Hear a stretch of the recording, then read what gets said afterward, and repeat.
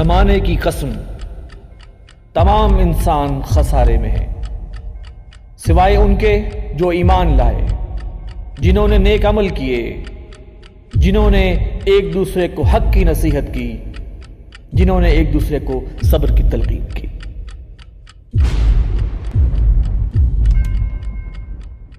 محترم ناظرین، السلام علیکم ورحمۃ اللہ وبرکاتہ۔ زمانہ گواہ ہے پروگرام میں خوش آمدید۔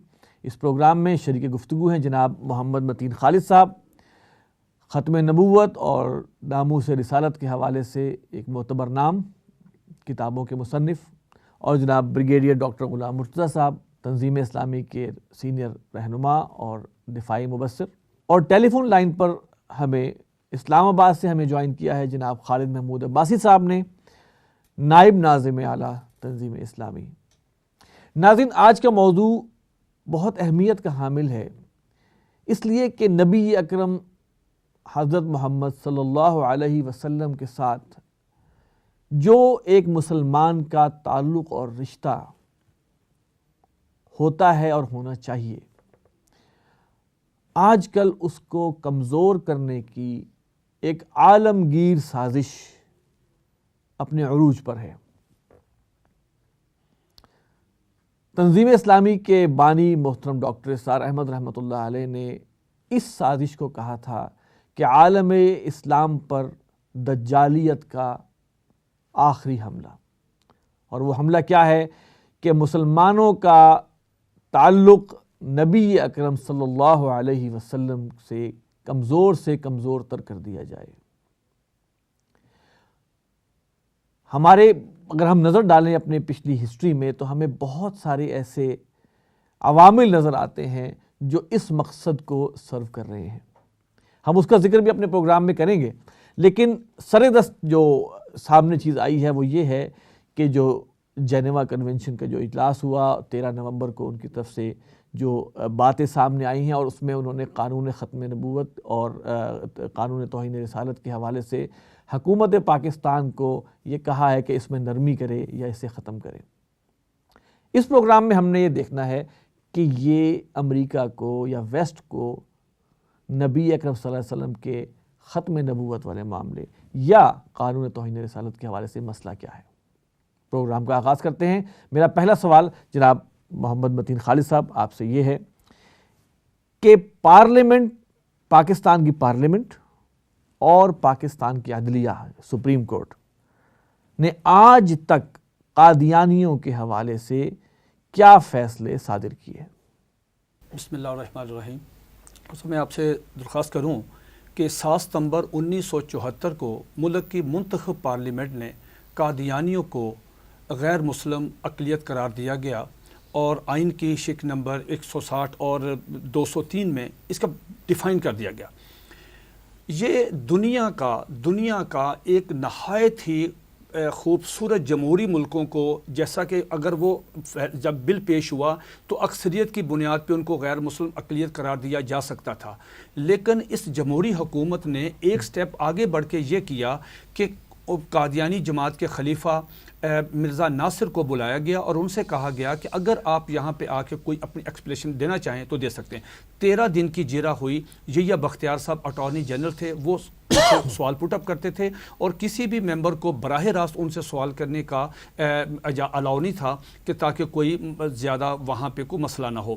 تو یہ 13 دن کی بڑی فرینڈلی ماحول میں یہ ساری ویب سائٹ سے ساری مل جاتی ہے جو کارروائی ہے۔ اس میں قادیانیوں نے یہ کہا تھا کہ چونکہ ان کے کیمرہ ہوئی تو انہوں نے کہا کہ اگر یہ کارروائی آج باہر آ گئی کسی وقت بھی تو آدھا پاکستان جو ہے یہ قادیانی ہو جائے گا، لیکن یہ کارروائی اب آ گئی ہے۔ اور جبکہ یحییٰ بختیار صاحب نے اپنے انٹرویو میں ایک میں کہا تھا کہ اگر یہ کارروائی شائع ہوگی اور لوگوں نے پڑھ لیا تو قادیانیوں کے لیے بہت زیادہ مشکلات پیدا ہو جائیں گی۔ تو یہ 13 دن کی بحث کے بعد یہ کارروائی، وہاں پہ قادیانی حضرات نے کنفیس کیا کہ ہمارے یہ عقائد ہیں، اور ان عقائد کی بنا پہ بھٹو صاحب کی جو دور میں منتخب پارلیمنٹ نے متفقہ طور پہ قادیانیوں کو غیر مسلم اقلیت قرار دیا، طے ہو گیا۔ جمہوریت کے یعنی کہ جو ماڈرن تقاضے ہیں ریاست کے، اس میں جمہوریت کے تحت پورے پروٹوکول اور پورے اس کے پروسیجر کے بعد یہ طے ہو گیا کہ یہ کافر ہیں۔ جی ٹھیک، طے ہو گیا۔ اس کے بعد ضیاء الحق صاحب کا دور آتا ہے۔ علماء کرام کا ایک ان سے مطالبہ تھا حکومت سے کہ صاحب جب قادیانی پاکستان کے آئین کے تحت نان مسلم ہیں، غیر مسلم ہیں، تب یہ اذانیں بھی دیتے ہیں، شاعر اسلامی بھی استعمال کرتے ہیں، اپنا لٹریچر تقسیم کرتے ہیں، دل آزار لٹریچر ہے، توہین پہ مبنی یہ تقریریں بھی کرتے ہیں، سر عام یہ اپنے پروگرام بھی کرتے ہیں، تو پھر ان میں ہمیں فرق کیا ہوا؟ تو اس پہ پھر جنرل محمد ضیاء الحق صاحب نے 26 اپریل 1984 کو ایک آرڈیننس جاری کیا، جسے بعد میں پارلیمنٹ نے قانونی شکل دے دی، اور آج بھی وہ تعزیرات پاکستان کی دفعہ 298C کے انڈر ہے۔ وہ کیا ہے کہ کوئی قادیانی جو ہے وہ اپنے آپ کو ایز اے مسلم پوز نہیں کر سکتا، سپوکن ریٹن کسی بھی طریقے سے اشارہ کنایتاً اپنے آپ کو مسلمان نہیں کہہ سکتا، تبلیغ نہیں کر سکتا، مرزا صاحب کی جو وائف ہے اس کو ام المومنین نہیں کہہ سکتے، وہ مرزا صاحب کے دوستوں کو صحابہ نہیں کہہ سکتے، مرزا قادیانی کو نبی رسول نہیں کہہ سکتے، مرزا قادیانی کی باتوں کو حدیث نہیں کہہ سکتے، مرزا قادیانی پہ اترنے والی نام نہاد وحی کو وحی نہیں کہہ سکتے، مکہ ربوہ کو مکہ مدینہ نہیں کہہ سکتے، یہ اس پہ قدغن آ گئی۔ قادیانی حضرات نے اس دور میں مرزا ناصر کے بعد مرزا طاہر آیا، چوتھا خلیفہ۔ مرزا طاہر جو تھا وہ بیسیکلی تھوڑا سا اگریسو اس کا ایٹیچیوڈ تھا، اس نے پورے پاکستان میں اپنے سارے قادیانی حضرات کو حکم دیا کہ بھی آپ اپنے گھروں میں، آپ اپنے عبادت گاہوں کے باہر، آپ دکانوں کے باہر، بلکہ یہاں تک کہ اپنے آپ سینوں پہ آپ ڈسپلے کریں کلمہ، اور یہ کلمہ مہم چلی۔ تو اس کے بعد ان پہ 298C کے تحت مقدمات درج ہونے لگے۔ قادیانی حضرات نیچے سے سزا ہوئی، کچھ کیسز جو ہیں وہ ہائی کورٹس میں چلے گئے۔ اسی طرح پھر 1989 میں قادیانیوں نے 100 سالہ جشن منانے کا اہتمام کیا، تو ظاہر تھا کہ اگر وہ جشن مناتے تو پاکستان میں لا اینڈ آرڈر کی صورتحال پیدا ہوتی، تو حکومت پنجاب نے اس پہ چیف سیکرٹری صاحب نے، ہوم ڈپارٹمنٹ نے اس کو ان کی درخواست کو ریجیکٹ کیا اور کہا کہ آپ یہ نہیں کر سکتے پروگرام۔ قادیانی حضرات اس کی بنا پہ ہائی کورٹ لاہور میں چلے گئے اور کہا کہ صاحب ہم تو یہ پروگرام کرنا چاہتے ہیں۔ جب یوں سماعت کے لیے کیس لگا تو جج صاحب نے ان سے کہا کہ صاحب اب تو وہ ٹائم گزر گیا، لیکن وہ کہنے لگے نہیں جی آپ اس کا فیصلہ دیں۔ جج صاحب نے بڑا اچھا اس پہ فیصلہ دیا کہ آپ یہ آئین اور قانون کے تحت آپ یہ پروگرام نہیں کر سکتے۔ قادیانی حضرات اس فیصلے کو لے کے اور ایک اور فیصلہ کہ ہم کلمہ طیبہ جو ہے وہ ہم لگاتے ہیں دکانوں پہ، اپنے سینوں پہ پڑھتے ہیں، تو ہمیں اس پہ قدغن ہے، تو وہ چلے گئے سپریم کورٹ۔ سپریم کورٹ کا 5 رکنی بنچ اس نے کیا کیا کہ وہ 1993 یہ فیصلہ موجود ہے SCMR supreme court monthly review 1993 Zaheer الدین بنام سرکار 1718 اس کا پیج ہے۔ یہ فیصلہ پڑھنے والا ہے۔ میں آپ سے درخواست یہ کروں گا کہ اگر حکومت صرف اس فیصلے پر جو سپریم کورٹ کا فیصلہ، نیچے مقننہ نے، پارلیمنٹ نے ہمارے حق میں کہا کہ قادیانی غیر مسلم، ان کو بلا کے متفقہ طور پہ، اور اس کے بعد سپریم کورٹ کے فل بینچ نے کہا کہ صاحب قادیانی جو ہیں یہ جو انہوں نے فرمایا اپنے فیصلے میں، اگر اس فیصلے پہ امپلیمنٹیشن ہو جائے 100%، یقین مانیں قادیانیوں کے خلاف اب جو بھی ہمیں اور کسی چیز کی ضرورت نہیں۔ فیصلہ کیا ہے؟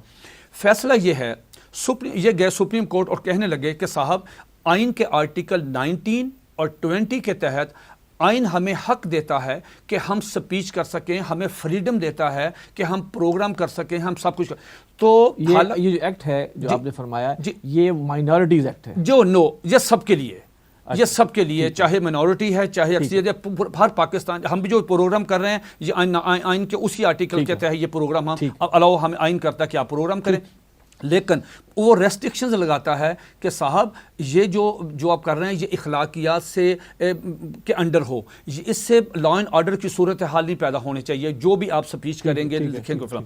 اس کے بعد سپریم کورٹ نے کہا کہ آپ ہمارے پاس آئے ہیں آئین کا آرٹیکل لے کے کہ 19 اور 20 کے تحت ہمیں الاؤ کریں کہ ہمارے حقوق سلب ہو رہے ہیں۔ سپریم کورٹ نے اپنے فیصلہ کا پیرا نمبر 46 میں کہا کہ صاحب متفقہ طور پہ کہا کہ جناب دھوکے بازوں کے حقوق نہیں ہوتے، آپ مسلمانوں کو دھوکہ دیتے ہیں، آپ اصل قادیانیت ہیں، اوپر لیبل آپ نے اسلام کا لگا لیا، تو چونکہ آپ لوگوں کو دھوکہ دیتے ہیں لہٰذا دھوکے بازوں کے حقوق نہیں ہوتے۔ پہلا تو انہوں نے یہیں سے ان کو کیا۔ نمبر 2، آپ حیران ہوں گے میری بات سن کے کہ 2 پوائنٹ انہوں نے بڑے کمال کہے۔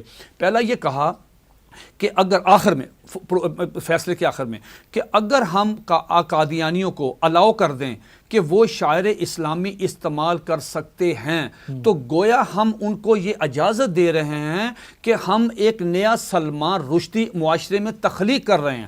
انہوں نے کہا کہ شاعر اسلامی قادیانیوں کا شاعر اسلامی استعمال کرنا ایسے ہی ہے جیسا کہ ہم سلمان رشدی جو ہے جس نے وہ سٹینک ورسز لکھی تھی اور وہ سب جانتے ہیں کہ وہ کیا ہے اور اس کے متعلق پورے عالم اسلام میں کیا فتاوی موجود ہیں. سپریم کورٹ کہتی ہے کہ اگر ہم آپ کو شاعر اسلامی استعمال کرنے کی اجازت دیتے ہیں تو گویا ہم معاشرے میں ایک نیا سلمان رشدی تخلیق کرنے کے مترادف یہ بھی الفاظ موجود ہیں. یہ الفاظ سلمان رشدی کے الفاظ موجود ہیں. سیکنڈلی انہوں نے کہا قادیانی یہ بڑی خطرناک، اور یہ آخری بات میں اب اس کو سنیے گا کہ انہوں نے کہا کہ جب آپ کلمہ پڑھتے ہیں، انہوں نے لٹریچر دیکھا، ادھر سے بھی وکلا پیش ہوئے اور بڑے معروف وکلا پیش ہوئے، فخر الدین ابراہیم جی جیسا وہ قادیانیوں کی طرف سے پیش ہوئے اور مطلب چوٹی کے وکلا. تو انہوں نے لٹریچر دیکھا، کتابیں دیکھی مرزا غلام احمد قادیانی کی، ہماری طرف سے مسلمان وکلا پیش ہوئے. تو سپریم کورٹ تو سر پکڑ کے بیٹھ گئی. اس نے کہا بات سنو، مرزا غلام احمد قادیانی کا یہ لٹریچر، انہوں نے اپنے فیصلے میں یہ لکھا، کہا کہ دیکھیں آپ جب کلمہ پڑھتے ہیں لا الہ الا اللہ محمد رسول اللہ تو آپ محمد سے مراد مرزا غلام احمد قادیانی لیتے ہیں.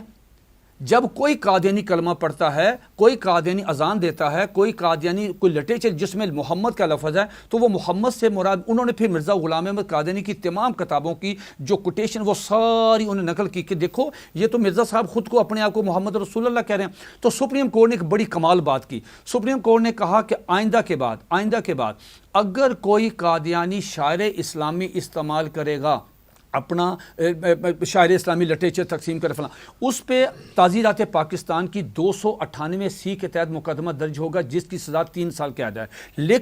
لیکن اگر کسی قادیانی کے گھر سے، اس کی پاکٹ سے، اس کی دکان سے، کسی کیلنڈر کی صورت میں، کسی بھی صورت میں سپوکن ریٹن اگر کلمہ طیبہ اس سے برآمد ہو گیا کسی قادیانی سے تو 298C نہیں بلکہ 295C کے تحت مقدمہ درج ہوگا جس کی سزائے موت ہے، اس لیے کہ آپ محمد سے مراد مرزا غلام احمد قادیانی لیتے ہیں.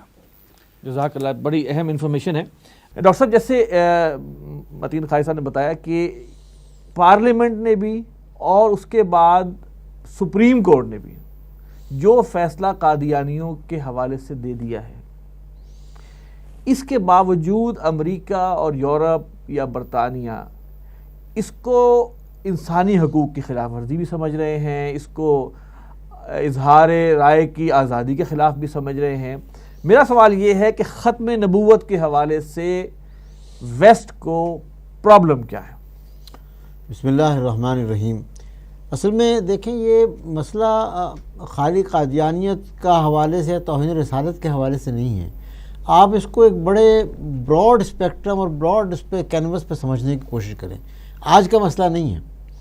جب سے یہ پچھلی 2 صدیوں میں کلونیل رول آیا اور مغرب کا استیلاء ہوا، مسلمان امت کمزور ہوئی، انہوں نے آفٹر آل مطلب تاریخ گواہ ہے کہ مسلمان جب نکلے ہیں سعودی عرب سے، اسلام پھیلا ہے تو بہت تیزی کے ساتھ مشرق اور مغرب میں پھیلا ہے. اور نون دنیا جو تھی اس وقت کی نون دنیا کے تقریباً 2/3 دنیا پر مسلمانوں کی حکومت تھی.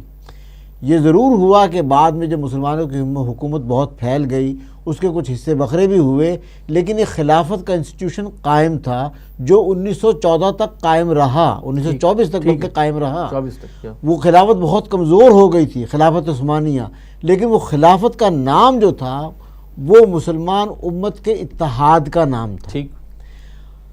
مسئلہ خالی قادیانیت کے ساتھ نہیں تھا، مسئلہ اس کلونیل رول میں، اس میں تمام ویسٹرن پاور تھی. اس وقت امریکہ جو تھا کافی لو لیول پہ تھا، لو پروفائل میں تھا. برطانیہ اور یورپ کے دوسرے ممالک جو تھے ان کی پوری دنیا میں تھے، اور بہت سے وہ حصے جہاں مسلمانوں کی اس امت کی اس خلافت عثمانیہ مطلب ایک قائم تھی، بلکہ مسلمانوں کی اور حکومتیں بھی قائم تھیں، وہاں ان پر غلبہ ہوا. بر صغیر کی آپ بات نے ایسٹ انڈیا کمپنی آئی تھی نا، چند انگریز آئے تھے، لیکن انہوں نے اپنی مطلب کارروائیوں کے ذریعے آہستہ آہستہ اپنا جب وہ دائرہ کار بڑھانا شروع کیا اور بالآخر انہوں نے وہ آخری مطلب ہے وہ دہلی تک پہنچ گئے. تو آپ پتہ کہ 1857 جنگ آزادی ہوئی، اس میں شامل تو ہندو بھی تھے انیشلی، ہندو اور مسلمان دونوں اس جنگ، وہ اس کو جنگ آزادی کہا جاتا ہے، کوئی مسلمانوں کا جہاد نہیں تھا، لیکن انگریزوں نے پہچان لیا کہ اس کی اصل روح جو تھی اس میں وہ جہاد کی روح تھی اس جنگ آزادی میں، اور مسلمان علماء اس کی پشت پناہی کر رہے تھے۔ لہذا اس کے بعد ان کا جو ایجنڈا تھا وہ یہ تھا کہ مسلمانوں میں پھوٹ ڈالی جائے، مسلمانوں کے دل سے وہ جہاد کا جذبہ نکالا جائے، اور سب سے بڑھ کر یہ کہ مسلم امت کس بنیاد پر تھی؟ اللہ اور اللہ کے رسول کے نام پر، ٹھیک، اور نبی اکرم صلی اللہ علیہ وسلم کے ساتھ جو اٹیچمنٹ ہے مسلمانوں کی، وہ ان کے بنیادی عقیدے کا بنیادی جز ہے اس عقیدے کا، یہ ان کو بہت زیادہ اچھی طرح معلوم ہے۔ میں آپ کے اسی پروگرام میں پہلے یہ حوالہ دے چکا ہوں، ایک غیر مسلم نہیں بلکہ ایک نو مسلم جرمن ایمبیسڈر کا، اس نے کتاب لکھی ہے، اس میں کلیکشن آف ایسیز ہیں، اس میں اس نے ایک نو مسلم ہے وہ، ہم اپنے بارے میں کہہ سکتے ہیں کہ ہم پیدا ہوئے ایک مسلمان گھرانے میں، ہمارے دلوں میں ہم نے بچپن سے نام سنا اللہ رسول کا، قرآن کا، ہمارے دلوں میں وہ چیزوں کی ایک تقدس موجود ہے۔ وہ ایک نو مسلم ہے، وہ عیسائی تھا، وہ عیسائی سے مسلمان ہوا، اس کی گواہی ہے۔ وہ کہتا ہے کہ جب کوئی شخص اسلام قبول کرتا ہے اللہ تعالیٰ اس کے دل میں محمد رسول اللہ کی محبت پیدا کر دیتے ہیں۔ اس کی گواہی ہے کہ انٹرفیتھ ڈائلاگ کی باتیں تو بہت ہوتی ہیں، ابراہمک ریلیجنس کی باتیں کی جاتی ہیں، لیکن یہ مسلمانوں کے دل نہیں جیت سکتے جب تک کہ مسلمانوں کے دل سے ان کے رسول کی محبت نہ نکال دیں۔ تو بنیادی طور پر انگریز کا ان کا کلونیل رول کیا تھا؟ Divide and rule. بر صغیر میں انہوں نے ہندوؤں اور مسلمانوں کے درمیان ایک تفریق پیدا کی، پھر مسلمانوں کے درمیان فرقہ ہے، سنی شیعہ مسئلہ تو مطلب ہے بہت اوائل سے تھا نا، لیکن اس کو جو بر صغیر میں اتنی شدت اس میں آئی وہ ان لوگوں کی ریشہ دوانیوں سے آئی، اور خاص طور پر یہ ایک نیا پودا انہوں نے یہاں لگایا تھا، ایک مطلب ہے جھوٹی نبوت کا، کہ جس نے جہاد کی نفی کر دی، اور خاص طور پر واضح چیز تحریریں موجود ہیں کہ انگریز جو ہے وہ ہمارا بڑا سرپرست ہے اور بڑا خیر خواہ ہے، اور اس کے حکمرانی کے نیچے ہم بڑے پھل پھول رہے ہیں اور بڑے فوائد حاصل کر، یہ اس کے خطبات میں ہے، یہ مرزا غلام احمد کے خطبات۔ تو اس کا مطلب یہ ہے کہ یہ پودا تو جو ہے یہ پودا جان بوجھ کر لگایا گیا، مسلمانوں کے اندر ایک کانٹا چبھایا گیا تاکہ مسلمانوں کے اندر تفریق پیدا ہو، اور اسی کو لے کر وہ اب تک چل رہے ہیں، وہ اپنے اسی ایجنڈے کا تسلسل ہے۔ گویا آپ کا کہنا یہ ہے کہ اللہ کے رسول صلی اللہ علیہ وسلم کے حوالے سے بانڈ کو کمزور کرنا، محمد رسول اللہ کی محبت اس امت کے دل سے نکالنی اور تفریق اور تقسیم پیدا کرنی۔ اب اگر قادیانیت کو آپ جمہوری طریقے سے، جو مروجہ آج کل کا طریقہ کار ہے، آپ نے اس طریقے کو استعمال کرتے ہوئے اپنے اسمبلی سے ان کے لیے ایک قانون پاس کیا، مسلم ان کو آپ نے غیر مسلم قرار دے دیا، اس کے نتیجے میں وہ کھل کر تبلیغ نہیں کر سکتے، ان کو تکلیف یہ ہے، اور وہ جا کر لابینگ کرتے ہیں ویسٹ میں، امریکہ میں۔ ابھی جو تین جو فیصلے بتائے، تین جو کمنٹس مطلب وہاں سے بھی فیصلہ ہو گیا تھا، اس کے بعد جیسے کہ متین خالد صاحب نے واضح کیا کہ اس کے بعد انہوں نے سپریم کورٹ سے بھی اپنے خلاف ایک وہ حجت قائم کروا لی۔ اس کے بعد تو اصل میں اس ملک میں مسئلہ کو ہونا نہیں چاہیے۔ اگر قانون کی ہمارے ملک میں تو قانون پر عمل درآمد اس طرح نہیں ہوتا نا، اگر گویا یہ ایسے ہی ہے جیسے کہ ایک دھوکے باز کہے جی میرے ساتھ انصاف نہیں ہوا، جبکہ عدالت نے اس کے خلاف فیصلہ دے دیا وہ کہے جی میرے ساتھ انصاف نہیں ہو رہا۔ اس ملک میں اور بھی غیر مسلم اقلیتیں موجود ہیں، کسی کے ساتھ مسئلہ نہیں ہے، وہ اصل میں بنیادی طور پر مسلمانوں کے ساتھ مل کر اگر کام نہ کریں تو ان کی دال گلتی نہیں، بلکہ الٹا ان کے اگر صحیح تبلیغ کی جائے تو جو لوگ اپنے آپ کو قادیانیت کہتے ہیں، جن کو شاید اپنے مذہب کے بارے میں اتنی معلومات نہ ہو، وہ بھی صحیح دین پر آ جائیں، صحیح اسلام قبول کر لیں۔ مسئلہ یہ ہے کہ وہ چاہتے یہ ہیں کہ وہ اس نقب لگا کر مسلمانوں میں اور اپنے دین کو پھیلائیں باہر کے ملکوں میں، امریکہ میں، ویسٹ میں، اس پر پابندیاں لگتی ہیں، اور اس کے حوالے سے ان کا جو پریشر آتا ہے ہمارے اوپر کہ آپ ان کے خلاف قوانین بنائے ہوئے ہیں ان کو آپ ختم کر دیں۔ بھائی وہ قوانین بنائے گئے ہیں، ایک پارلیمنٹ سے وہ آئے ہیں، پارلیمنٹ میں متفقہ فیصلہ ہوا ہے، اور جیسے بھی متین خالد صاحب نے ایکسپلین کیا کہ ان کو پورا موقع دیا گیا اپنا موقف بیان کرنے کا، انہوں نے پورا موقف رکھا ہے سامنے، اور وہ انٹرنیٹ پر موجود ہے، کوئی بھی کھول کر پڑھ سکتا ہے اس چیز۔ جی ٹھیک۔ خالد عباسی صاحب ہمارے ساتھ اسلام آباد سے موجود ہیں۔ خالد عباسی صاحب رہنما ہیں تنظیم اسلامی، نائب ناظم اعلیٰ ہیں۔ خالد عباسی صاحب، سوال آپ سے بھی وہی ہے کہ ویسٹ کیوں حمایت کر رہا ہے؟ ڈاکٹر مرتضیٰ صاحب نے بتایا کہ چونکہ وہ ویسٹ کا ہی ایجنڈے کا حصہ ہیں قادیانی، اس لیے حمایت کر رہا ہے، آپ اس بارے میں کیا کہیں گے؟ تو دیکھیں اس مسئلے کی 2-3 تہیں ہیں، ان کو سمجھنے کی ضرورت ہے. جی پہلی بات تو یہ ہے کہ وہ ٹھیک ہے، وہ مظلوم بن کے وہاں پہ اپنے آپ کو پیش کرتے ہیں کہ جی ہمارے اوپر پابندیاں ہیں، ہمیں وہاں کام نہیں کرنے دیا جاتا ہے، ادارے رائے کی آزادی نہیں ہے وغیرہ وغیرہ، وہ ایک مظلوم طور پر سامنے آتے ہیں.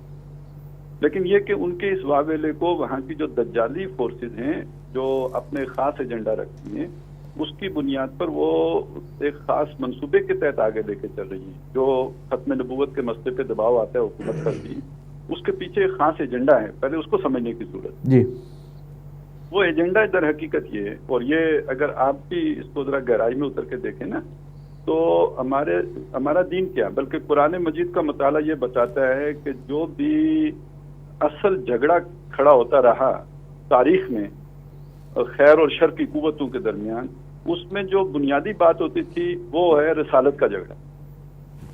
تمام کافر اقوام جنہوں نے اللہ کے پیغام کا رد کیا، وہ اس بنیاد پہ رد کیا کہ یہ ہمارے ہی جیسے انسان کے پاس اللہ کا پیغام کیوں آ گیا.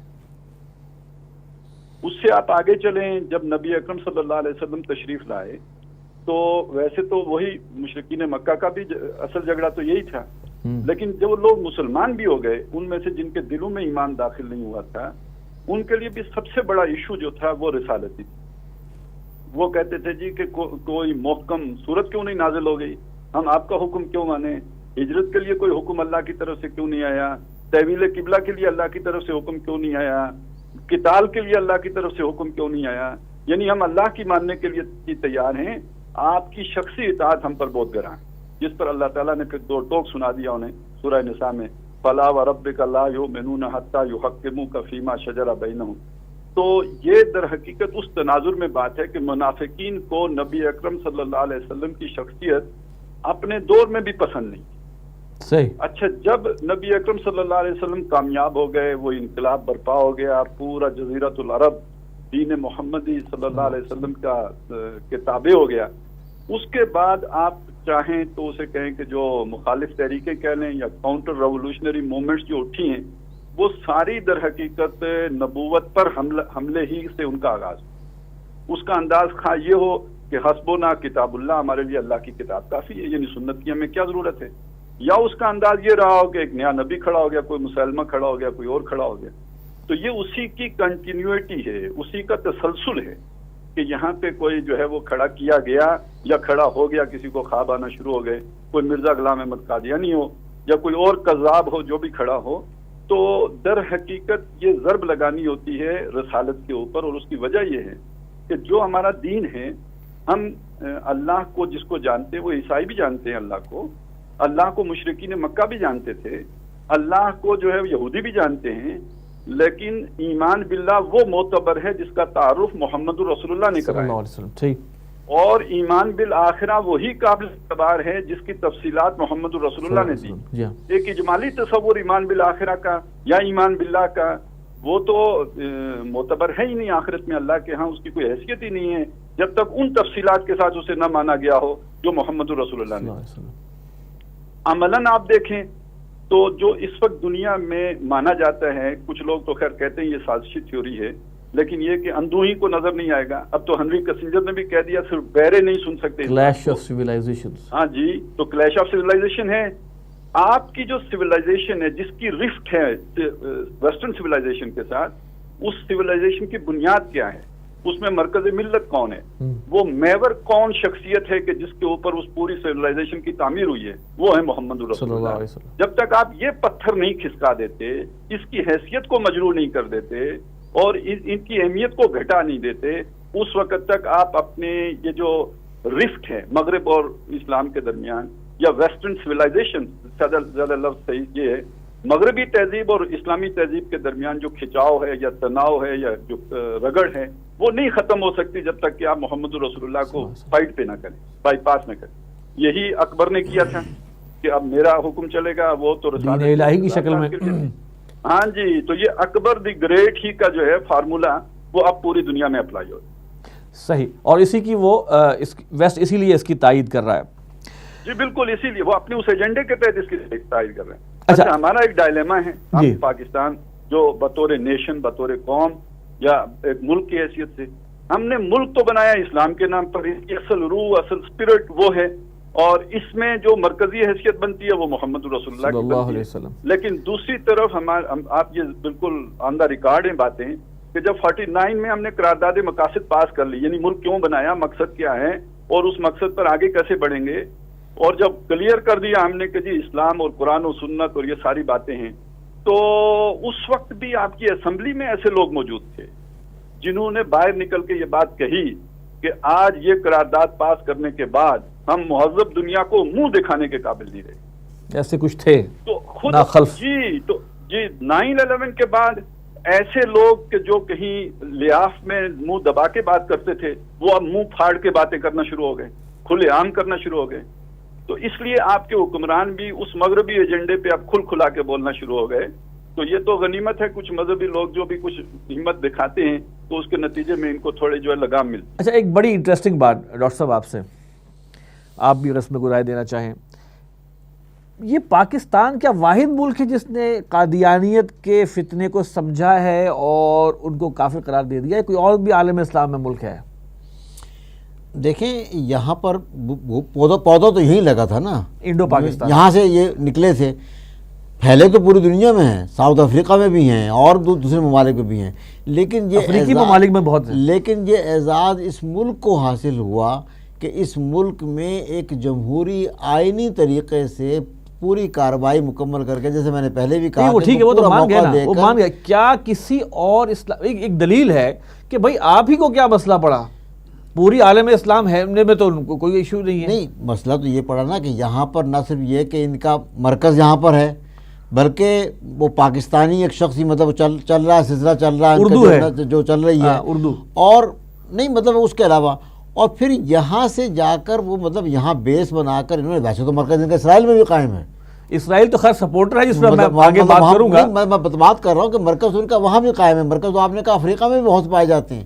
چیز یہ ہے کہ یہاں پر ایک تو یہ اکثریت میں ہے، اور یہاں سے بیس بنا کر یہ چونکہ پھیلانا چاہتے ہیں اس کو، اور یہاں پر چونکہ اب آئینی طور پر ان کو غیر مسلم قرار دے دیا گیا ہے، لہذا اصل تکلیف تو یہاں سے ہو رہی ہے۔ نہیں میں مان گیا، دیکھیں وہ تو چیز میں آ گیا۔ میں اصل آپ اس میں کچھ ایڈ کرنا چاہیں، کسی اور ملک نے کوئی اس پہ ایکشن لیا ہے؟ دیکھیں میں آپ سے یہ بڑی دلچسپ بات ہے، مصر میں اور شام میں یہ مکمل طور پہ بین ہے، وہاں ایک لفظ نہیں ادا کر سکتے اپنے مذہب کا۔ اچھا ٹھیک ہو گیا، سن لیے انہوں نے کس لحاظ سے بین کیا، انہوں نے کس بنیاد پہ، یا کوئی پارلیمنٹ تھی ان کی؟ اس بنیاد پہ کیا، پارلیمنٹ کا فیصلہ تھا، کیا تھا؟ حکومت نے فیصلہ دے دیا کہ بھئی یہ خلاف قانون جماعت ہے، اور یہاں پہ لا اینڈ آرڈر کی صورتحال پیدا ہوتی ہے مصر اور شام میں۔ اچھا باقی ممالک میں ان کی تعداد بہت تھوڑی ہے۔ اچھا اب دیکھیں، انہوں نے، میرا چیلنج یہ ہے آپ کے پروگرام کی وساطت سے میں عرض کرتا ہوں، جس دن قادیانی حضرات نے، مرزا غلام احمد قادیانی انگریز کا خود کاشتہ پودا ہے، کہتے بڑے پڑھے لکھے لوگ ہیں، ہم نے یہ کیا، ہم نے یہ کیا، ہم نے یہ کیا، اور بھائی آپ نے مرزا صاحب کی کتابوں کا ترجمہ انگلش میں کیوں نہیں کیا؟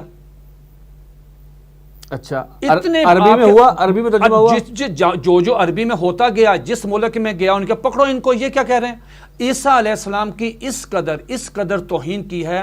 ایمانداری کی بات یہ ہے، آپ ایک جملہ نہیں سن سکتے، ایک جملہ سن نہیں سکتے، میں سنا نہیں سکتا۔ کس نے توہین کی ہے؟ غلام قادیانی نے۔ وہ کتاب ہے انجام آتم، یہ پوری کتاب کیا نام ہے کتاب کا؟ انجام آتم، یہ ویب سائٹ پہ موجود ہے۔ قادیانی، مسئلہ یہ ہے کہ قادیانی حضرات نے مرزا صاحب کا لٹریچر پڑھا ہی نہیں۔ کہ اگر آج یہ مرزا غلام احمد قادیانی کی کتابوں کا انگلش میں ترجمہ کروا کے یورو میں پھیلا دیں، پورے یورو میں ان پہ پابندی لگ جائے گی۔ انگلش میں ترجمہ ہی نہیں، وہ تو انگلش جانتے ہیں، اردو تو جانتے ہی نہیں ہے۔ یہ بڑی انٹرسٹنگ اور بڑی زبردست بات میں آپ کو بتا رہا ہوں۔ اگر ان میں ہمت ہے اپنی ساری کتابوں کا کیوں نہیں کرتے انگلش میں ترجمہ؟ دیکھیں ویسٹ برطانیہ بہت بڑا ان کا سپورٹر ہے۔ میں صرف ایک چیز عرض کروں گا، پبلک اٹھے گی کہ آپ عیسیٰ علیہ السلام کو گندی گالیاں دے رہے ہیں، ان کی دادیوں کو، نانیوں کو، یہ کیا کر رہے ہیں آپ؟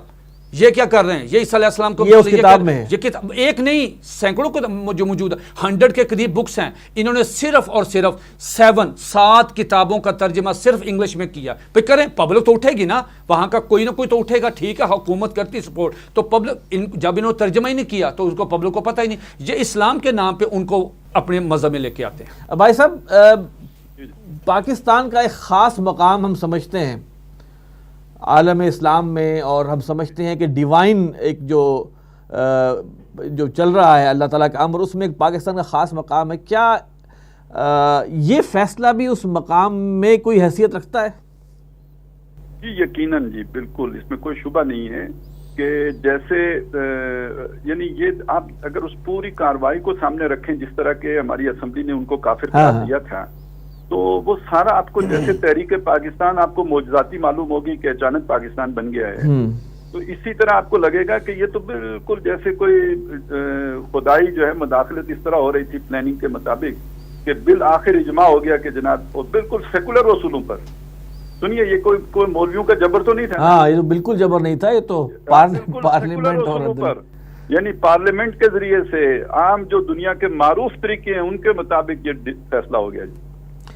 جرا کرنے والا جو تھا یحییٰ بختیار تھا، وہ کوئی اسلامی کوئی دانشور نہیں تھا، کوئی مطلب مولوی نہیں تھا، اس نے انہی کا لٹریچر پڑھ کر جرا کی کہ یہ آپ کی چیزیں موجود ہیں، تو ان کا کوئی تعلق ہی نہیں. جی اچھا سر، اگلا سوال یہ پیدا ہوتا ہے، جیسے متین خالد صاحب نے بھی کہا کہ قادیانیت کا جو فتنہ ہے یہ پیدا کیا ہے، یہ کسی کی پیداوار ہے، انگریز کی پیداوار ہے. کیسے متین خالد صاحب آپ اس کو کیسے ایڈوکیٹ کرتے ہیں؟ پیداوار کو ہم یوں کہہ لیں نا، کچھ تو ہوتے ہیں محبت میں جنوں کے آثار، کچھ لوگ بھی دیوانہ بنا دیتے ہیں، تو کچھ تو مرزا صاحب کی اپنی شخصیت کے مسائل ہوں گے. انگریزوں نے دیکھا کہ ٹھیک ہے جی یہ گھوڑا ہے، اس پہ انویسٹ کیا جا سکتا ہے، انہوں نے اپنا لچ چلا ہے، تو کوئی حرج نہیں، انہوں نے چلنا تھا، انہیں چاہیے تھا یہ. لیکن یہ کہ اصل بیماری تو خود مرزا صاحب کی تھی نا، شہرت کی ہو یا جو بھی ہو، کوئی سائیکولوجیکل پرابلم ہو، کوئی خواب انہیں خامخواہ آتے ہوں، یا یہ کہ شیطان انہیں الہام و القاء کرتا ہو، جو بھی ہے کچھ نہ کچھ تو تھا. دیکھیے قرآن مجید نے جو یہود و نصارہ کے غلط عقائد تھے ان کو بیان کیا ہے اور ان کا رد کیا. ٹھیک ہے. تو جو مرزا غلام احمد قادیانی نے عیسائیوں کے حضرت عیسیٰ علیہ السلام کے بارے میں اس طرح کی باتیں کی ہیں، ہمیں ایک کتاب مرتب کرنی چاہیے، تجویز دے رہا ہوں کہ جس میں ہم عیسائیوں کی خدمت میں محبت کے ساتھ پیش کریں کہ جناب ہمارا حضرت عیسیٰ علیہ السلام کے بارے میں یہ عقائد ہیں، اور یہ جو آپ کے چہیتے آپ نے پالے ہوئے ہیں سارے یورپ میں، ان کے بارے میں یہ عقائد ہیں، ان کی کتابوں. آئیڈیا تو اچھا ہے، بہت خوب، آئیڈیا تو اچھا ہے، صحیح ہے. میں ذرا متین خالد صاحب کو لوں گا. جی آپ اس بارے میں کچھ بتائیں. جی میں ڈاکٹر صاحب کی بات کو آگے بڑھاتے ہوئے، ڈاکٹر صاحب نے بڑی خوبصورت بات کی کہ اگر آپ نے قادیانیت کو سمجھنا ہو تو 1857 کی جنگ آزادی کا پس منظر ہمارے ذہن میں ہونا چاہیے. انگریز بہت پریشان تھا کہ بھئی جہاد کے معاملے پہ وہ تو بات آ گئی. اب وہ چاہتا تھا کہ کسی طریقے سے دو چیزیں ختم ہو جائیں مسلمانوں سے، ایک جہاد کا جذبہ اور دوسرا نبی علیہ الصلوۃ والسلام کی محبت مسلمانوں کے. اس کے لیے اس نے بڑی محنت کی، اس نے ہمارا اسلامی لٹریچر کھنگالا، بہت کچھ کیا. اس کے بعد ان کا تھنک ٹینک بیٹھا اور وہ جو بڑی معروف رپورٹ ہے جو the arrival of the British umpire in India, وہ ان کے بعد انہوں نے ایک آدمی کا چناؤ کیا کہ جی یہ آدمی ہے، اس آدمی کو عربی تھوڑی سی شدھ بدھ ہے، اس کو اردو ہے، انگلش ہے ہلکی پھلکی، تو اس آدمی کو لے لیں، یہ اپنی سروسز آپ کو دیتا ہے، تو یہ کتابیں بھی لکھے گا، ہم پوری سپورٹ اس کو کریں گے. تو صاحب یہ آدمی جہاد کے بارے میں گفتگو کرے گا اور پھر یہ اسے شروع میں ایک مناظر کی حیثیت سے ہم لے کے آتے ہیں، پھر یہ اپنا اصل رنگ جو ہے وہ بتائے گا، پھر یہ کہے گا کہ میں نبی ہوں، اور جب نبی آئے گا امت اللہ یہ کہے گا کہ جہاد ختم ہے. ہمارا مسلمانوں کا متفقہ ایک ضروریات دین میں سے عقیدہ ہے کہ حضرت عیسیٰ علیہ السلام قرب قیامت تشریف لائیں گے. اس کی نشانیاں، ان میں نشانی یہ جب تشریف لائیں گے تو ساری دنیا مسلمان ہو جائے گی اور جہاد ختم ہو جائے گا. تو انہوں نے یہی کہا کہ بھئی اس کو پہلے ایز عیسیٰ علیہ السلام متعارف کرواتے ہیں. تو مرزا قادیانی نے کہا جی کہ میں مسیح موت، گویا انگریزوں نے اپنے نبی کے نام کو استعمال کیا اس کے لیے، اس لیے مرزا صاحب انگریزی. اچھا دیکھیں پورا لٹریچر، قادیانیوں کا پورا لٹریچر آپ دیکھ لیں، آپ حیران ہوں گے کہ مرزا صاحب اپنی کتابوں میں بار بار ایک ہی لفظ کہتے ہیں کہ اسلام کے دو حصے ہیں. نمبر 1 عطایت اسلام، یعنی پورے اسلام کا خلاصہ یہ کہا کہ عطایت اسلام، اور نمبر 2 انگریز کی اطاعت. یہ دو چیزوں پہ ان کا بیس تھا. اور وہ کہتے ہیں کہ ان کا لفظ سنیں، وہ کہتے ہیں تریاق القلوب کی ایک عبارت ہے، مرزا صاحب کی کتاب ہے، کہتے ہیں کہ میرے قلم سے میرے قلم سے کبھی جب بھی میں نے لکھا ہے کبھی ایسا نہیں ہوا کہ میں نے انگریز کی حمایت اور جہاد کی ممانعت کے بارے میں نے گفتگو نہ کی ہو، بلکہ ایسی ولگر اور گندی گفتگو انہوں نے جہادیوں کے بارے میں کہا کہ بس وہ ایسے اشارہ میں سنا نہیں سکتا کہ اس سے انہوں نے گفتگو کی کہ جہاد کے بارے میں یا جو جہاد کرتے ہیں. ٹھیک ہو گیا. اب اپنا خالد عباسی صاحب، پاکستان کے اندر جو نبی اکرم صلی اللہ علیہ وسلم سے جو ایک ہمارا اور پاکستانی عوام کا جو لگاؤ ہے اس کو کم کرنے کے لیے کیا کیا مہمات اب تک چلائی گئی ہیں؟ کچھ آپ خاکہ پیش کر سکتے ہیں؟ دیکھیں ہمارا جو لگاؤ، یعنی پہلی بات تو یہ کہ وہ لگاؤ ہمارا ہے جذباتی، کوئی مطلب شعوری نہیں ہے، کوئی سوچا سمجھا نہیں ہے، بس وہ ہمارے خمیر میں، ویسے بھی ہم ہندوستان میں بسنے والی اقوام سمجھی جاتی ہے جذباتی زیادہ ہیں، تو بس وہ ایک ہو گیا اللہ تعالیٰ کے منصوبے کے تحت، یہ تکوینی طور پر ہے، اس میں کوئی ہماری محنت کا دخل نہیں۔ تو اب یہ ہے کہ یہ جو پورا خطہ ہے، آپ کو یاد ہوگا کہ اقبال نے اس کا مرکز تو افغانستان کو سمجھا تھا، اور یعنی خاص طور پہ پاکستان اور افغانستان یہ ایک ہی وادی انہوں نے قرار دی، وادی دور و دراز والی بات جو ہے۔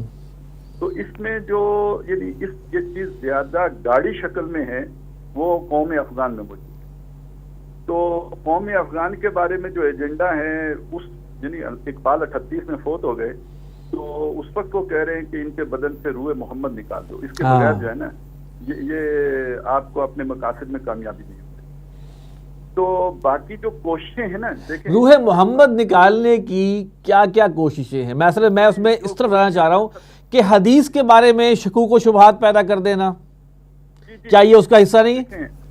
یہ تو بہت گاڑی قسم کی کوشش ہے نا، جیسے مرزا غلام احمد قادیانی، ٹھیک ہے، یعنی یہ تو ہر آدمی کو بالکل ہی فوری نظر دیوار پہ لکھی ہوئی نظر آ جائے گی، ٹھیک ہے، ایجنڈا ہے شیطان کا، یہ تو ایکسپوز ہو گیا نا۔ اصل کوششیں تو وہ ہے نا، اصل کوششیں وہ ہیں کہ جو بہت ہی لطیف ہیں، جو اتنی آسانی سے نظر نہیں آتی، اور اس میں ہمارے ایسے دانشور جو بہت ہی معروف ہیں اور بہت ہی جو ہمارے لوگوں میں خاص طور پہ پڑھے لکھے طبقے میں بڑی رسائی رکھتے ہیں، بڑی اپروچ ہے ان کی۔ تو اب وہ جس طرح انکار سنت اور احادیث کی جس طرح وہ تحقیر یا استحقاق کرتے ہیں، وہ ہلکا کر کے بیان کرتے ہیں، تو اب اصل فتنہ تو وہ ہے، یعنی آپ کا عام آدمی قادیانیت سے مار نہیں کھائے گا، ہاں، اور قادیانیت ان کے لیے کوئی دجل نہیں ہے، قادیانیت تو ان کے لیے کھلا کفر ہے۔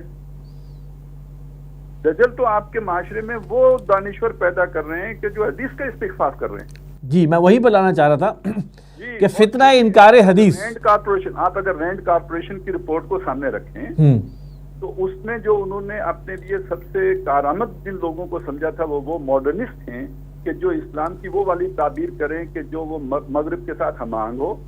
ان کا ایشو انہوں نے یہ بتایا تھا کہ ان کے پاس کوئی پلیٹ فارم نہیں ہے کہ جہاں وہ اب عوام کو ایجوکیٹ کر سکیں، تو رینڈ کارپوریشن نے سجیشن یہ دی تھی کہ آپ ان کے لیے جو ہے پلیٹ فارم مہیا کریں۔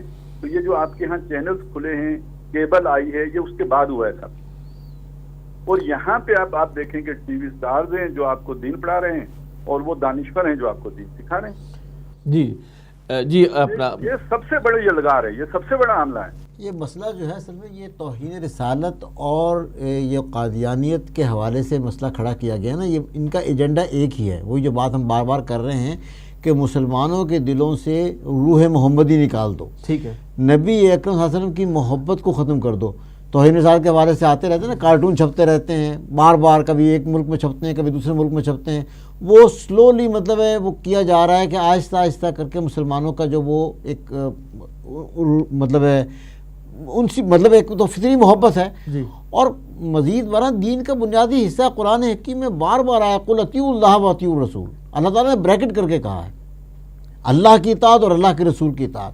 بلکہ سورہ نساء میں جو بات آئی ہے اعوذ باللہ من الشیطان الرجیم بسم اللہ الرحمن الرحیم، ارشاد باری تعالیٰ ہے ان الذین یکفرون باللہ ورسولہ ویریدون ان یفرقوا بین اللہ ورسولہ ویقولون نؤمن ببعض ونکفر ببعض ویریدون ان یتخذوا بین ذلک سبیلا اولئک هم الکافرون حقا واعتدنا للکافرین عذابا مہینا۔ یہ جو اللہ اور اللہ کے ترجمہ کر دیں اس کا، ترجمہ اس کا یہی ہے کہ وہ لوگ جن لوگوں جو کافر ہیں، جو کفر کرتے ہیں اللہ اور اس کے رسول کا، اللہ اور اس کے رسول کے انکاری ہیں، وہ یہ چاہتے ہیں کہ اللہ اور اس کے رسول میں تفریق پیدا کر دے، اور وہ کہتے ہیں کہ ہم بعض باتوں کو تو مانیں گے، جیسے کہ پہلے بھی خالد صاحب نے کہا کہ اللہ کا حکم اگر قرآن کے میں حکم آئے گا تو ہم مان لیں گے، اللہ کے رسول کی اطاعت جو تھی وہ منافقین یہی تفریق ہے۔ ایک ہمارے جیسا انسان جو ہے اس کو رسول مان لیں، تمام رسولوں کے ساتھ یہ واقعہ پیش آیا، کہا گیا آپ مطلب ایک انسان جو ہے وہ ہمیں ہدایت دے گا. تو اور وہ کہتے ہیں کہ ہم بعض باتوں کو مانیں گے اور بعض کا انکار کر دیں گے. وَيُرِيدُونَ أَن يَتَّخِذُوا بَيْنَ ذَلِكَ سَبِيلًا, اور کوئی درمیانی راستہ نکال لیں, دین الہی نکال لو, دین الہی بن جائے گا. ہاں. اولئک هم الکافرون حقا, اللہ تعالیٰ کا فرمان ہے کہ یہی حقیقی کافر ہیں. اللہ کے اور اس کے رسول کے درمیان تفریق کرنی, یہی چیز جو ہے یہ نکالی جا رہی ہے. اچھا میرا جو سوال تھا, آپ نے بڑی اچھی بات کی. اسی آیت پر تھوڑا سا فوکس کر لیں. جی آپ یہ دیکھیں کہ جو یہود و نصارہ ہیں وہ تفریق بین الرسول کے قائل ہیں. ٹھیک ہے, ٹھیک ہے, کچھ رسولوں کو مانتے ہیں, کچھ رسولوں کو نہیں مانتے. یہاں پہ تو بین اللہ و رسول ہے نا. اور یہ کون ہیں؟ یہ یہ کون یہود نہ نصارہ ہیں, یہ در حقیقت مسلمانوں میں سے ہیں. یعنی کہ یہ منافقین بھی ہو سکتے ہیں, کیونکہ وہ ان کے لیے بھی سب سے ناپسند ہی ہیں. جی. یہ منافقین بھی نہیں, یہ منافقین ہی ہیں. موضوع شاہ کو سوال کا منافق مسئلہ کا یہ چل ہے رہا کہ یہ ہے. حقیقی کافر ہیں, مگر آپ انہیں کافر قرار دے نہیں سکتے. اچھا, قانوناً آپ انہیں کافر نہیں کہہ سکتے. لیکن قرآن تو فیصلہ دے رہا ہے. ہاں, قادیانی کو تو آپ نے کافر قرار دے لیا, لیکن اس سے کیا کم کیا ہے, جات پہ ستم ڈایا ہے جو پرویز نے ڈایا ہے. نام ملتا جلتا ہے نا, غلام احمد قادیانی اور غلام احمد پرویز. جی, تو مرکزیت تو اس نے ختم کر دی محمد رسول اللہ کی. اس کے باوجود آپ اسے کافر نہیں قرار دے سکتے. اور اب جو دانشور اس سے بھی زیادہ سیانے کھڑے ہوئے ہیں, اس سے بھی زیادہ لطیف ہتھکنڈے استعمال کرتے ہیں, انہیں تو آپ بالکل ہی نہیں قرار دے سکتے. لیکن ان کے سارے کام کو اگر آپ کسی ایک جملے میں سمو سکتے ہیں, وہ تفریق بین اللہ و رسول. اچھا میرا سوال وہیں پہ سٹینڈ کر رہا ہے. تفریق بین اللہ و رسول جو ہے, اس میں ہم لے آئے دین الہی اکبر کا, اس میں ہم لے آئے فتنہ انکار حدیث. مشرفی لائیں, جو مرضی لائیں. جی, دین الہی لائیں ابو الفضل اور فیضی کا, ابو الفضل اور فیضی کا. جی, مشرفی لائیں جدید دانشوروں کا, اور یہ جو فتنہ انکار حدیث ہوا یہ ہوا. اچھا سر, اگلا سوال یہ ہے, قادیانیت بھی دراصل میں وہی چیز ہے. قادیانیت میں بھی محمد رسول اللہ صلی اللہ علیہ وسلم کی جو حیثیت ہے خاتم النبیین ہونے کی, کہ دین مکمل ہو گیا, شرف ہے نا, دین کامل ہو گیا. اب اگر اس کے بعد کسی بھی نبی کا مطلب کہ دین میں کچھ کمی رہ گئی تھی جو کوئی نبی پوری کر نہیں, بھی نبی پر وہی آتی ہے نا. مطلب ہے معاذ اللہ, جو ایک نبی جھوٹا اٹھتا ہے وہ کیا لے کر اٹھتا ہے, فرق کیا ہے. مرزا غلام احمد جو ہے پہلے بڑے مناظرے کرتا تھا عیسائیوں کے ساتھ, مسلمانوں کی آنکھوں کا تارا تو اس طرح بنا تھا نا کہ پہلے وہ مطلب عیسائی پادریوں کے ساتھ مناظرے کیا کرتا تھا, اور پھر ایک سٹیج پر آ کر اس نے وہ نبوت کا دعویٰ کر دیا. تو اب فرق کیا واقع ہوا کہ اب نبی پر تو وہی آنی شروع ہو گئی, اور اسی اس کے ہیں مکاشفات ہیں, اور اس کی وہی کی ساری کہانیاں ہیں. اس چیز کو مطلب ہے جو ہے وہ ڈائلیوٹ کرتی ہے, اور وہ مسلمانوں کے اندر ایک نقب لگانے کے اور دھوکہ دینے کے مترادف ہے. اچھا سر, اس میں ایک جو کہ ایک خطرناک سا سوال ہے میرا, وہ آپ تینوں حضرات سے. میں متین صاحب سب سے پہلے آپ سے کرتا ہوں. کیا خیال ہے, پاکستان کی حکومت یا پاکستان کے لوگ امریکہ کا یہ دباؤ یا ویسٹ کا یہ دباؤ قبول کر لیں گے؟ دیکھیں, یہ ایک اسلامی نظریاتی ملک ہے. اس خطے میں جتنے سر اسلام نافذ نہیں ہے یہاں پہ, سوری ٹو سے, مسلمانوں کا ملک ہے. بات سن لیں, اس خطے کے مسلمانوں کے ذہنوں میں اور ان کے دلوں میں ایک سافٹ ویئر جو ہے نا جی, محبت رسول صلی اللہ علیہ وسلم کا, وہ فٹ ہے. اب دیکھیں نا, نہیں آپ صحیح کہہ رہے ہیں, یہ بھی جذباتی بات سن لیں. دیکھیں, یہ جذباتی بات نہیں ہے. میں عباسی صاحب لائن پہ ہیں, میں آپ سے درخواست کرتا ہوں کہ ختم نبوت پہ اور تحفظ ناموس رسالت پہ جتنا ہوم ورک ہوا ہے نا, وہ آپ کے تصور سے باہر ہے. آپ کی نئی نسل سے لے کے بڑے لوگوں تک کسی نے غلام احمد پرویز کا نام بھی نہیں سنا.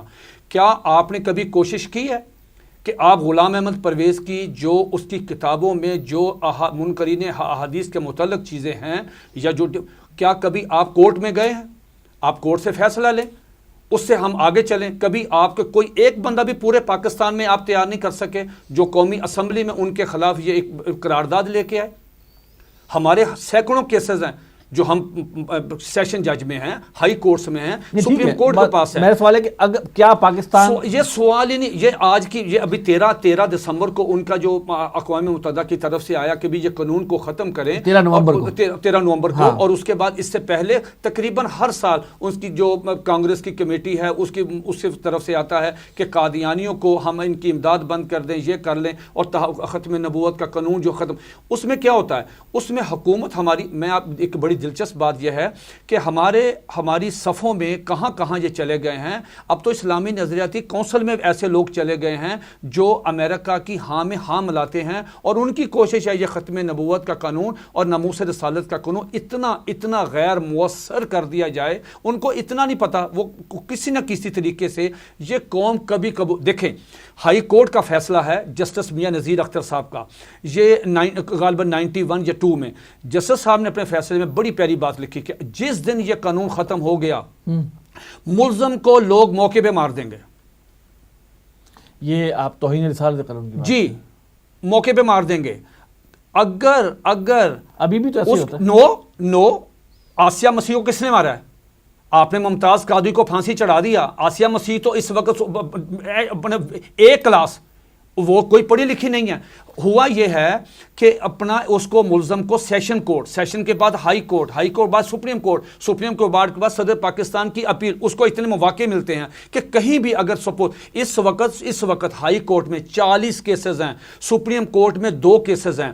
1986 اب دیکھیں کتنے سال ہو گئے ہیں, 30 کتنے سال, ایک سنگل ون ایک بھی کسی ملزم کو سزا نہیں ملی. جو ہی ملزم کو مطلب بری ہو اسے کرواتے ہیں حکومتی لیول پہ, اس کو وی آئی پی ٹریٹمنٹ کر کے ویزا دے کے باہر بھیج دیتے ہیں. ٹھیک ہے, آپ کا کہنا یہ ہے کہ جناب یہ ہو ہی نہیں سکتا کہ کچھ کہ پاکستان, اس لیے کہ امریکہ پاکستان کو پش کر سکے اس کے بعد. سر یہ نواز شریف صاحب نے تو حرکت کر لی, یہ جو در اندازی ہوئی ہے ڈاکٹر صاحب. سر یہ وہی بات کر رہا تھا آپ سے, اصل میں امریکہ بات کیا ہے, آپ کی حکومت اور بطور حکومت نے تو اپنا کام کر دیا نا, کمزور ہو چکے ہیں. یہ قرضوں کی معیشت جو ہے نا, اس نے آپ کو اتنا, اس میں آپ کو جکڑ لیا گیا ہے کہ آپ ان کے مطالبات, وہ آپ پر اسرائیل سے کیوں مطالبہ نہیں کرتا امریکہ؟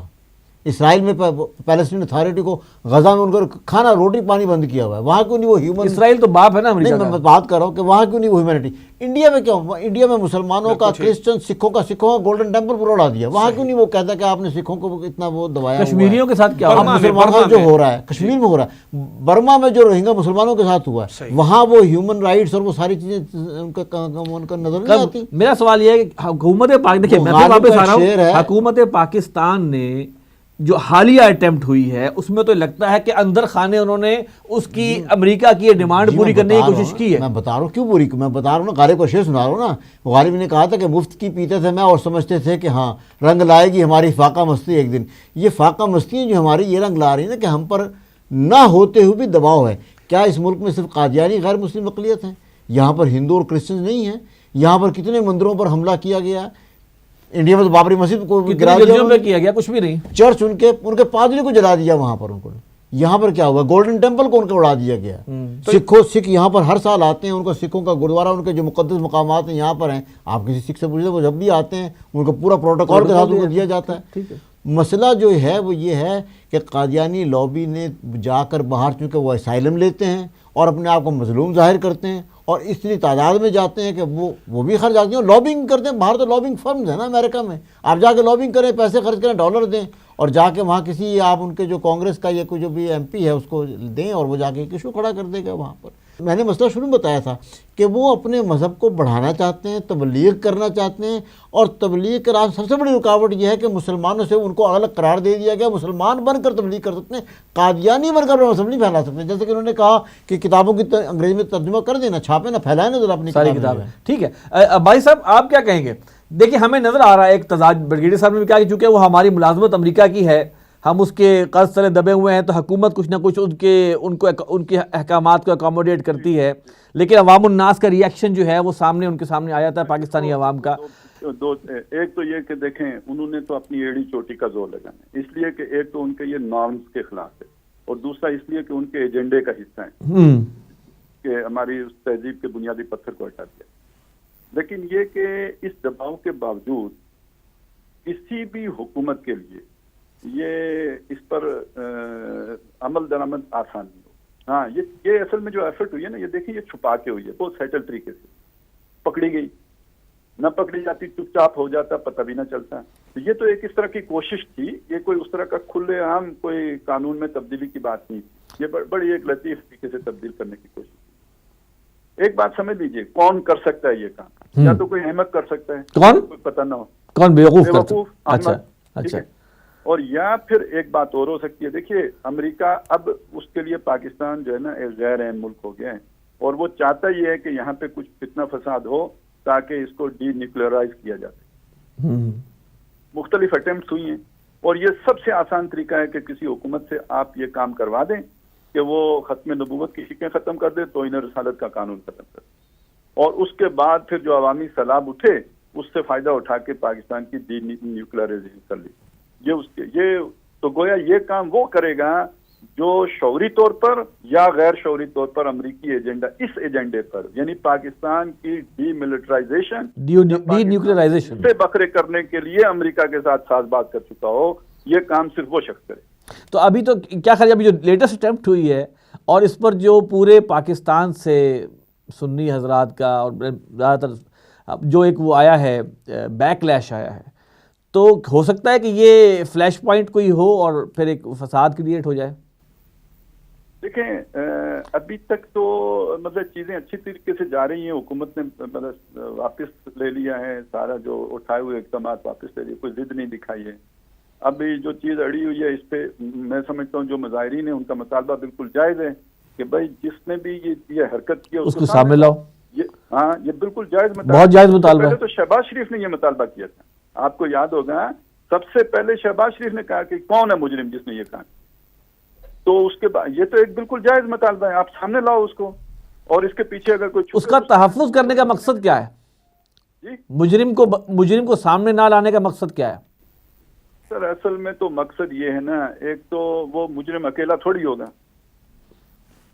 وہ تو پھر ساری غلامی کی زنجیریں کھل کے سامنے آ جائیں گی نا کہ کہاں سے ڈوری ہلتی ہے،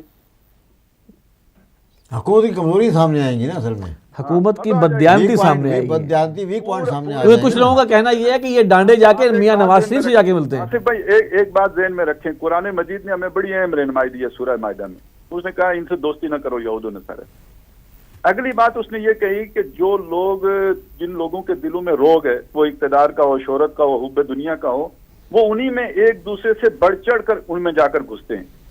فَتَرَى الَّذِينَ فِي قُلُوبِهِم مَرَضٌ يُسَارِعُونَ فِيهِمْ يَقُولُونَ نَخْشَىٰ أَن تُصِيبَنَا دَائِرَةٌ، کہ جی ہمیں گردش ایام لپیٹ میں لے لے گی اگر ان سے دو یارانہ نہیں گانٹیں گے۔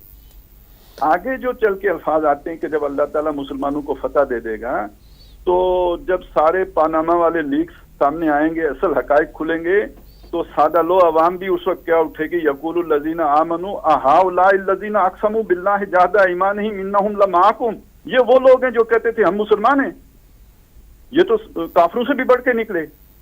تو وہ سارے حقائق ابھی آپ کھول کے سامنے لانا چاہتے ہیں، ان کو چھپا کے رکھنے کے ہیں نا، وہ تو 40 سال کے بعد اگر کوئی کھولے گا تو کھولے گا۔ اب کھلا کہ جناب وہ جو 71 میں آپ جنگ ہارے تھے، 6 مہینے پہلے یحییٰ خان صاحب طے کر کے آ گئے تھے کہ ہم بنا دیں گے بنگلہ دیش۔ صحیح، کس کو غدار کہیں، کس کو کہیں گے آپ؟ صحیح میں سمجھ۔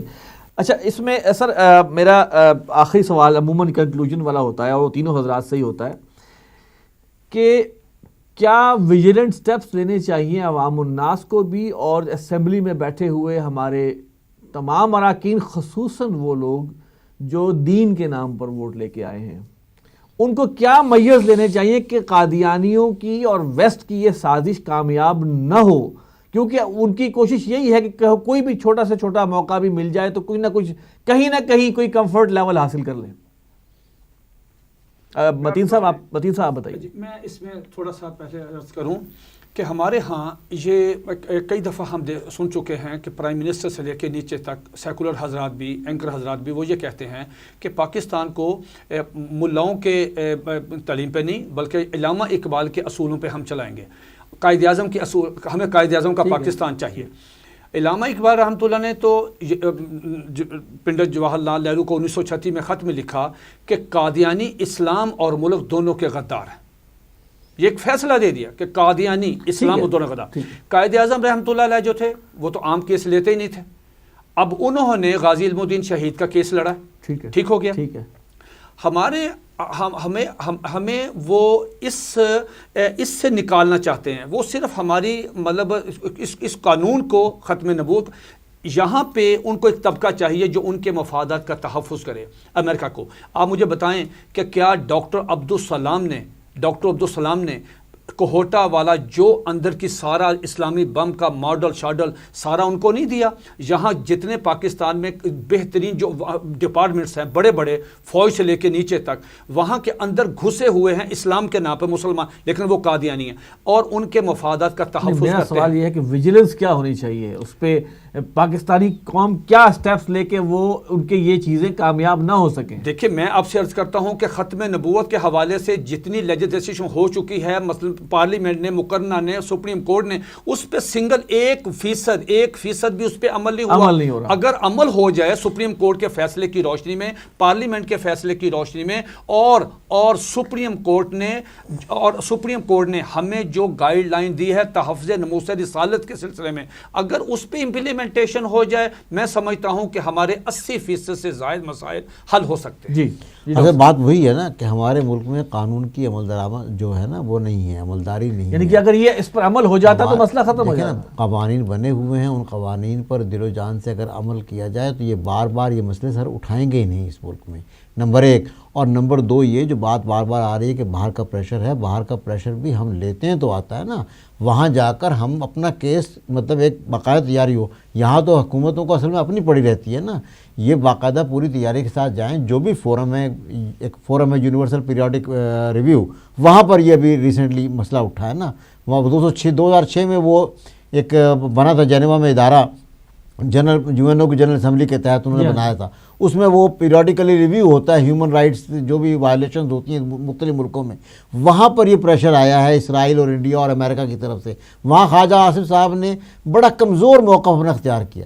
وہاں جا کر پورے مطلب اس موقف کو جس طرح بھی بتایا گیا کہ جناب ہمارے ایک جمہوری ادارے نے جمہوری طریقے سے ایک کام کیا ہے اور یہ جمہور کا مطلب ایک فیصلہ ہے، اور ہم اس پر نہ یہاں عمل ہوتا ہے نہ باہر جا کر اپنا کیس جو ہے اس فورسفلی پہ پریزنٹ کرتے ہیں، جس سے مسئلہ پیدا ہوتا ہے. آپ یہاں پر اسلامی نظام نافذ کریں جو نظریہ پاکستان ہے، اور ایک صحیح یہاں پر حکومت ہوگی، قانون کی حکمرانی ہو، یہ مسئلے پیدا ہی نہیں ہوں. جی خالد بھائی صاحب. سر بہت سادہ سا کام ہے سر. یہ تو جو کچھ قوانین بن چکے ہوئے ہیں ان پر عمل درآمد کے لیے بہت ہی ویجیلنٹ رہیں، ہر وقت جو کرنے رہیں، کہیں کوئی قانون سے انحراف نہ ہونا ہو.